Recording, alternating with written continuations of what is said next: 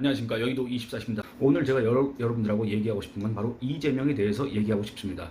여러분들 이재명의 사법 리스크는 너무나도 많아서 그걸 외우고 있는 사람이 별로 없을 것 같다, 그런 생각이 듭니다. 그 정도로 어떻게 온갖 혐의를 받고 있는 사람이 지금 현재 더불어민주당의 대표, 제1당의 대표 노릇을 하고 앉아 있는지 거기에 대해서 의문을 가지신 분들도 많이 계실 건데, 오늘 이화영, 이재명이가 경기도지사를 할 때 그 밑에서 평화부지사를 하면서 대북 송금을 했다. 여러분들 당연히 대북 송금은 불법입니다.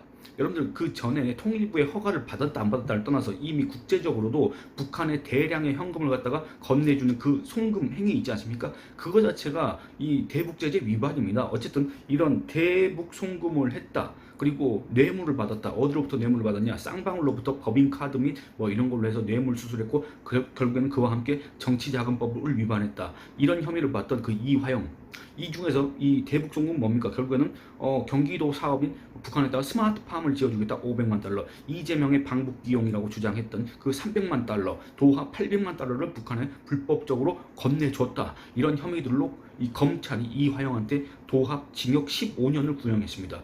정치자금법 위반, 그 다음에 뇌물수수, 여기에 징역 12년, 그리고 외국환거래법 위반 징역 3년, 이런 식으로 구형을 했습니다. 수원지법 1심 재판부는 이화영한테 9년 6개월 이거를 갖다가 선고를 했습니다.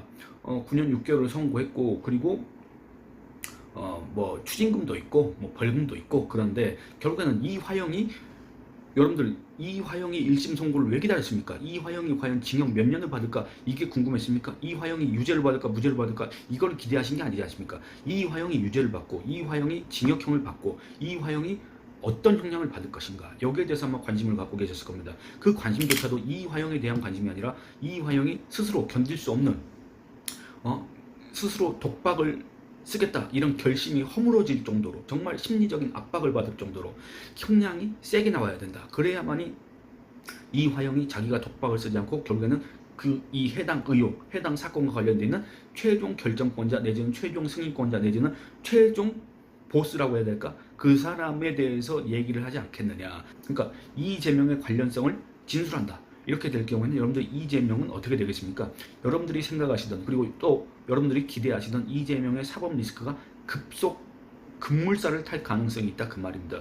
여러분들 오늘 이화영의 1심 재판부가 상당히 의미 깊은 그런 선고를 했습니다. 그 판결문 내용을 보면 그렇습니다. 일단은 이 대북 송금과 관련해서 이재명은 현재 이 검찰의 수사를 받고 있습니다. 검찰의 수사가 진행되고 있는데, 검찰이 이재명에 대해서 어떤 수사를 어떻게 진행하는지 그 경과를 잠시만 살펴보도록 하겠습니다. 검찰은 지난해 3월 이 이화영을 외환거래법 대북 송금 혐의로 추가로 기소한 뒤 당시 경기도의 최고 결정권자였던 이재명 대표도 같은 혐의로 입건해 수사해 왔다, 이렇게 나와 있습니다. 그리고 검찰은 나아가 쌍방울이 북한 측에 지급한 돈이 경기도가 향후 추진할 대북 사업에 대한 우선적 사업 기획 부여. 여러분들 경기도가 향후 추진할 대북 사업에 대한 우선적 사업 기획 부여, 이거 결정할 사람이 누굽니까? 경기도지사지 평화부지사가 그걸 하겠습니까? 상식적으로 경기도정의 최종 결정권자, 최종 승인권자가 누굽니까? 그걸 생각해 봤을 때 또 대북사업 공동 추진 등 부정한 청탁의 대가인 것으로 보고 이재명에게 특가법상 뇌물 혐의를 검찰이 적용을 했습니다. 그리고 검찰은 지난해 이 백현동 의혹, 그 다음에 대북송금 의혹, 이걸로 서울중앙지법에 구속영장을 청구했는데 법원이 이걸 기각했지 않습니까? 그래서 그 이후로 이 대북송금 의혹과 관련해서는 약간 수사가 중단된 상태였습니다. 유보된 상태였습니다. 기소를 하지 않았습니다. 그리고 이 이화영의 1심 선고 결과를 보고 그걸 갖다가 결정을 하겠다, 수사에 급속도를 내겠다, 이런 입장이었던 것 같습니다. 그런데 오늘 이화영의 1심 재판부가 아주 의미 있는 그런 선고를 했습니다. 그 판결문 내용을 보면 이렇게 나와 있습니다. 여러분들 지금부터 제가 읽어드리는 그 내용을, 이화영이라는 그 사람의 존재를 잊고 여기에 만약에 여러분들이 생각하시는 그 사람을 한번 대입해서 이거를 떠올려 보시기 바랍니다. 북한과의 교류 협력 사업을 진행함에 있어선 법의 테두리 안에서 신중하게 추진해야 함에도 자신의 공적인 지위를 이용해 사기업을 무리하게 동원했고, 여러분들 그러니까 만약에 여기서 이재명이 검찰에 기소되고 여기에 재판을 받는다, 똑같은 대북송금 의혹으로 재판을 받는다고 할 경우 재판부가 이재명의 유무죄 이 판결을 내릴 때 이런 식으로 지적을 할 가능성도 아예 배제할 수는 없다, 이런 걸 우리가 떠올려 볼 수 있습니다. 결국엔 뭐냐면 북한과의 교류 협력 사업을 할 땐 법의 테두리 안에서 합법적으로 해야 되고 정부의 승인을 받아야 되는데 이재명은 자신의 공적인 지위인 경기도지사직을 이용해서 사기업인 쌍방울을 무리하게 동원했고 음성적인 방법, 그러니까 달러 일반 출인이 환칙이니 이런 방법으로 북한의 거액의 자금, 도하 800만 달러의 자금을 무모하게 지급함으로써 외교 안보상 문제를 일으켰다. 이런 재판부의 지적을 받을 가능성을 아예 배제할 수는 없다. 물론 가정입니다. 가정은 뭡니까? 이재명이 이걸로 해서 기소되고 재판을 받을 때 만약에 유죄 판결을 받는다고 한다면 재판부가 이렇게 꾸짖고 이렇게 지적할 가능성이 있다 그 말입니다. 또 재판부가 이화영한테 뭐라 그랬냐면 비록 남북 교류 협력 사업에 추진하는 정책적 목적이 있었다고 하더라도 비난 가능성이 높다 이렇게 얘기를 했습니다. 그러니까 아무리 무슨 남북 교류 협력 사업이라는 미명 아래에 북한과 교류를 했고 접촉을 했고 북한에 돈을 건넸다고 하더라도 그거는 이 조선노동당이라는 그 이적단체 또는 반국가단체한테 그런 식으로 돈을 건넨 것 자체는 그 어떤 이유로도 비난을 피할 길이 없다. 지금 그렇게 재판부가 얘기를 한 겁니다. 또 피고인은 수사기관에서부터 법정에 이르기까지 범행 일체를 부인하고 여러분들 이재명이 지금까지 이 대북송금 의혹 말고도 백현동 의혹 말고도 대장동 의혹 말고도 위중교사 말고도 허위사실 공표 말고 뭐 별의별 의혹에서 이재명이 단 한 번이라도 자기의 범행을 일부라도 인정을 한 적이 있습니까? 없지 않습니까? 그런 점을 봤을 때 만약에 피고인을 이화영이 아니라 이재명이라고 이렇게 가정을 한다면 이재명은 수사기관에서부터 법정에 이르기까지 범행 일체를 부인하고 비합리적인 변명으로 일관해 엄한 처벌이 불가피하다는 지적도 만약에 이재명이 유죄 판결을 받는다면 이와 같은 혐의로 재판부가 이런 지적을 할 수도 있을 것 같다 이런 생각이 들었습니다. 또 뭐 이게 대북 송금뿐만이 아니라 다른 재판에서도 아마 이런 지적을 만약에 유죄 판결을 받는다면 재판부가 이런 지적을 하지 않을까 그런 생각도 들었습니다. 그래서 그런지 모르겠습니다. 이재명은 지금 아주 머리가 복잡할 겁니다. 과연 이화영이 9년 6개월이라는 그 형량을 받고 자기 혼자 독박을 쓰겠다고 계속 그렇게 앉아 있을 것인가. 여러분들 이화영이 1963년생입니다. 지금 이화영이 감옥에 간 지 한 2년 됐습니까?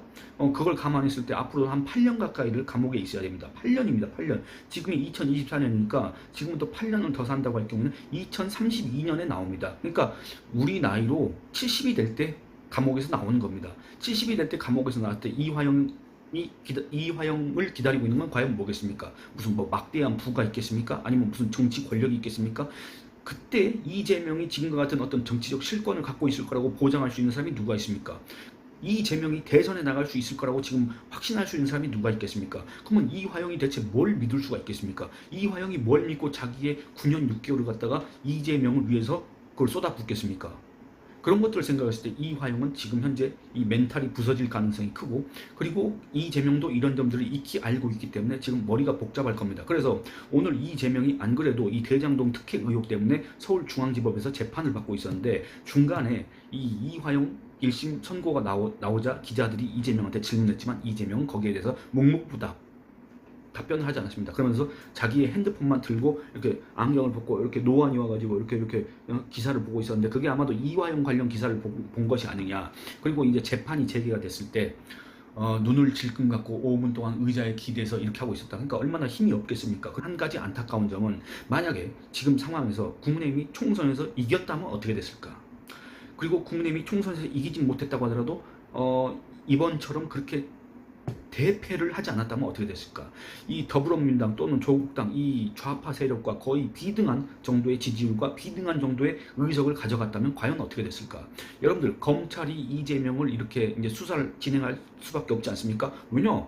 1심 재판에서 이화영 1심 재판에서 이화영한테 이런 지적을 했고 이화영이 유죄 판결을 받았기 때문에 이재명에 대한 수사 이거 급물살 탈 수밖에 없는데 만약에 이 상황에서 이 여론의 뒷받침이 있고 그 다음에 이 정치권의 뒷받침이 있고 여기에 대한 또 여론의 호응이 있다고 한다면 얼마나 이 수사가 더 원활하게 진행될 수가 있었겠습니까? 검찰 그리고 법원도 이 여론의 눈치를 볼 수밖에 없는 조직 기관 아니겠습니까? 그런 것들을 감안했을 때 이번 총선에서 최소한 참패를 하지 않았다고 한다면 참 지금과는 달리 이 분위기가 정말 달아올랐을 것 같은데 그런 점들이 너무나도 안타깝다 그 말입니다. 과연 검찰이 이화영에 대한 그 항소를 어떻게 진행할지 그리고 앞으로 이 재판부는 여기에 대해서 어떻게 인용을 할지 그리고 이걸 바탕으로 해서 이재명에 대한 관련 수사는 어떻게 진행될지 계속 지켜보면서 이재명의 사법 리스크가 어디서 과연 터질 것인가 그걸 갖다가 한번 또 예측을 해봐야 될 것 같습니다. 예, 여러분들 이 얘기는 여기서 마치도록 하겠습니다.